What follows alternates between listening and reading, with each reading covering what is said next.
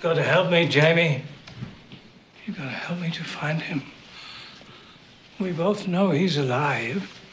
But you know where he is! Why? Why are you protecting him?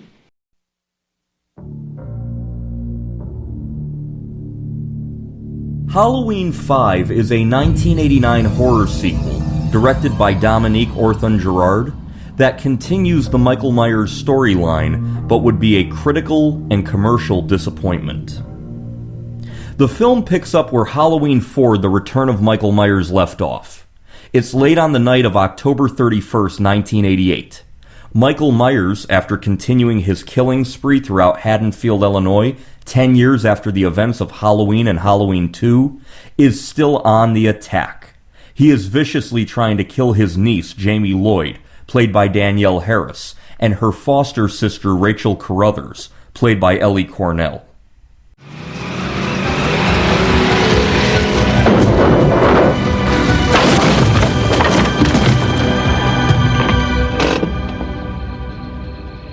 Jamie, I want you to stay in the car.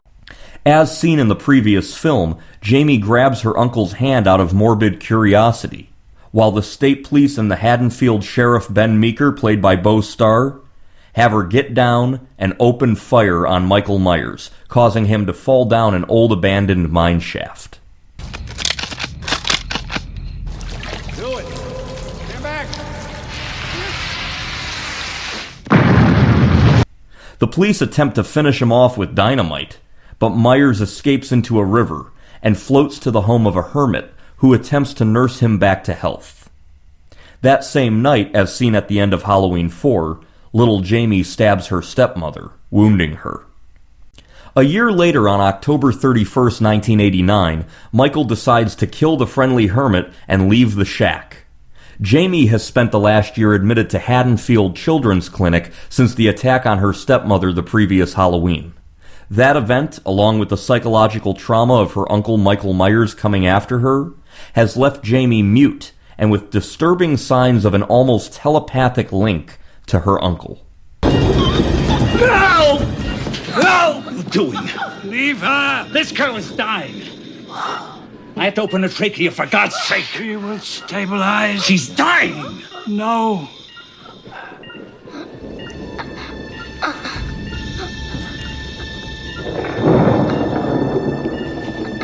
You see? I see you still want this girl dead. She has something to tell us.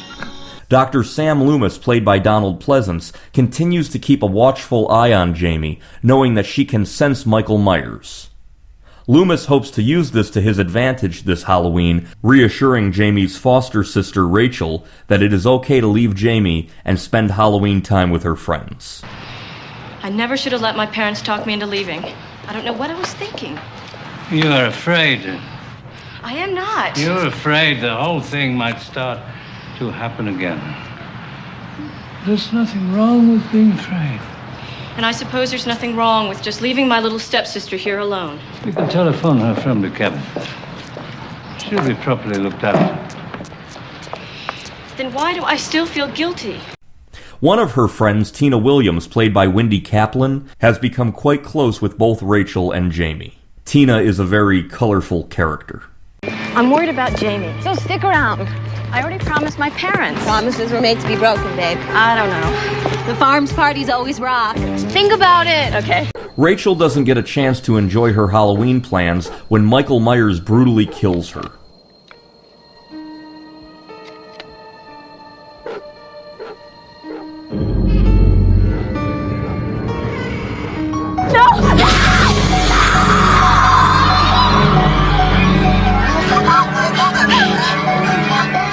Italian should have taken effect by now. Another dose might stop her heart.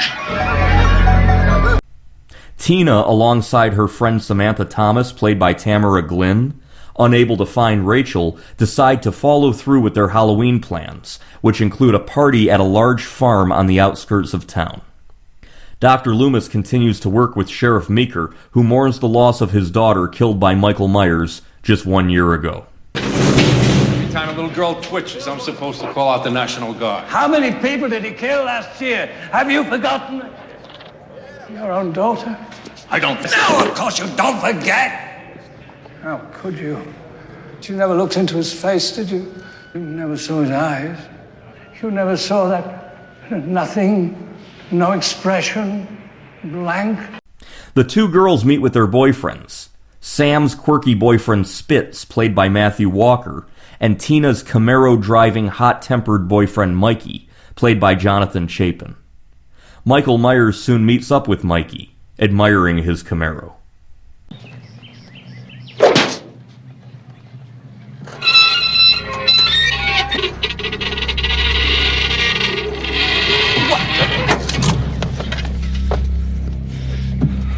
Okay, asshole. You wanna play? Trick or treat!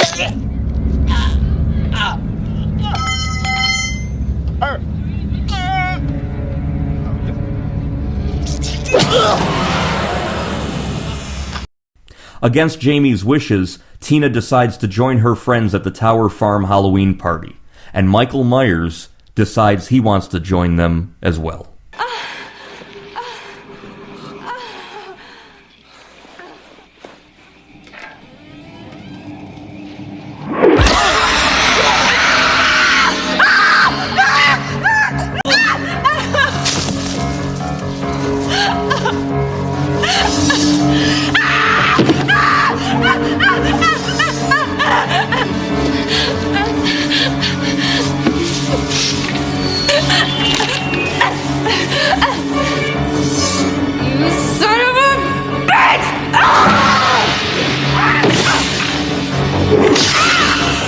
As the bloodshed continues, Jamie and Dr. Loomis work with the police to try and do everything they can to stop Michael Myers once and for all. I put 3 units over at the reservoir.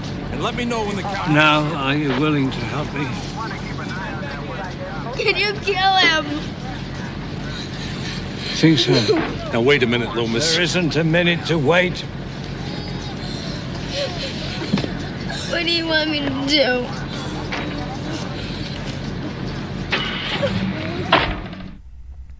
Now, this film's first screenplay, which was written by Shem Bitterman, featured Jamie Lloyd and Michael Myers as dual killers. Executive producer Mustafa Akkad disliked the screenplay, feeling like it felt more like a parody of the Halloween series than an actual Halloween entry. The screenplay was then rewritten from scratch by Michael Jacobs and director Dominique Orthen-Girard, though Bitterman remained credited for contractual reasons. Footage was added to the beginning of this movie that was previously used near the end of Halloween 4 to show that Michael Myers had actually fallen down a nearby mine shaft rather than just being swallowed by the ground. Despite the subtitle The Revenge of Michael Myers, which appears on all the movie covers and posters, the opening credits only refer to this movie as Halloween 5. Unable to find a small Victorian house like the Myers house in the original 1978 film, the filmmakers chose a bigger, more gothic mansion-type house because they needed a house that could provide wide rooms, hallways, an attic, a basement, and a laundry chute. This movie was filmed in Utah from May to June of 1989. Despite receiving third billing, Ellie Cornell is only in this film for the first 20 minutes. Mustafa Akkad said one of his biggest regrets about this movie was killing off the character of Rachel Carruthers. In retrospect, he would have kept her alive, but she was killed in an attempt to show that no one, not even Rachel, was safe from Michael Myers. This is your making of Halloween 5 tape you wanted. I was tapped pretty early to be involved in 5, and I knew I would be. So the script arrived at my home, and I had a suspicion that I wouldn't make it through this one. No! I didn't quite expect to be killed off so early. And it was the way it was written was that I was supposed to get scissors shoved down my throat. And I just thought for Rachel, it was too undignified. It didn't sit right. And so, I made a fuss about that and they rewrote it so it was a little bit less graphic. I went from being in the shower, running outside in a towel to getting killed. It was like there wasn't much there. I thought there was no way that Rachel Carruthers could have lived through 4 and have outsmarted Michael Myers in so many ways and go so easily. Like, that did not ring true at all. The scene where Michael Myers drives a car while wearing a different kind of mask was initially supposed to have been a Ronald Reagan mask. However, the idea of a Reagan mask was soon rejected in order to keep the film free from any political subtext. After filming for 2 weeks, Donald Pleasence gave his much larger trailer to Danielle Harris once he left the set.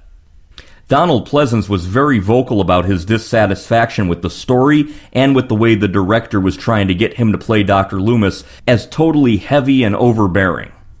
Donald Pleasence had disagreements with both Akkad and the director, saying that Jamie should have been portrayed as all evil after stabbing her stepmother. Donald Pleasence also felt that the box office success and the shock ending of Halloween 4 the year before in 1988 was not being properly capitalized upon. Halloween 5 came out into theaters October 13th, 1989, and became the lowest grossing film in the entire Halloween movie series. Halloween 5 only grossed $11.5 million on a budget of $5.5 million. Now, I saw this movie in the late 1990s, and any Halloween fan should see it. It's not horrible, but this movie has a lot of problems. First, it was rushed into production way too fast, right on the heels of Halloween 4. Halloween 4 comes out October 21st, 1988. This movie's filmed in the spring of 1989 and released October 13th, 1989. It was too fast, too rushed. Secondly, the plot implemented a telepathic connection between Jamie and Michael Myers, a mysterious man in black who you have no idea who he is or what his purpose is, and at the end of the movie he shoots up the police station and helps Michael escape, and you wonder why. You have the tough, cute chick character of Rachel Carruthers, who survived Halloween 4, killed off like nothing in the first 20 minutes, and the loud character of Tina becoming the focus of this movie. Now, I find Wendy Kaplan very attractive, but this character is obnoxious, and a lot of people didn't like her and said, why don't you just have Rachel as the main character again? Why bring in Tina? Doesn't make sense. You have 2 goofy cops who are introduced with ridiculous clown music, completely unnecessary for a Halloween horror film. All clear. Nothing above, nothing below. When Jamie finds her dead dog, Max, it barks. You hear the dog bark. Dead dogs don't bark. Max! What the hell is that? In Halloween 4, Jamie is 7 years old. This film takes place 1 year later, but they say she's 9 years old. Deputy Charlie, played by Troy Evans, shoots Michael Myers 10 times with a 6-shot Smith & Wesson Model 64 revolver. What the hell's that about? Sheriff Meeker and his men are shown working at the Haddonfield Police Department rather than the Warren County Sheriff's Department, which are 2 separate law enforcement agencies. The cop at the pageant radios Meeker and refers to him as Sergeant Meeker when Meeker is in fact the sheriff. Get Meeker on the line. Sergeant Meeker, what's your 20? Those are just some of the goofs and inconsistencies with Halloween 5. I think they went about this movie all wrong. Had I written the film, I would have done what they did with 1981's Halloween 2. Have it pick up the same night as the previous film. I would have had Halloween 5 pick up the same night as Halloween 4, October 31st, 1988. Have little Jamie taken to the hospital just like her mom was 10 years before. Have Michael continue his rampage after being shot and falling down the mine shaft. In 2009 or 2010, I was on a Halloween message board, and I pitched this idea, and somebody told me, yeah, that would be fine, but it would just be a rehash of Halloween 2. And that's true. The sheriff finding out that his daughter was killed, same thing happened to Beau Starr's daughter in Halloween 4. Dr. Loomis at the hospital with the victim, that's true. It might have been a rehash of Halloween 2, but Halloween 2 worked beautifully. It would have worked better than this. You could have kept the same actors like Tamara Glynn and Wendy Kaplan, just make them nurses or something. Alas, Halloween 5 is what it is.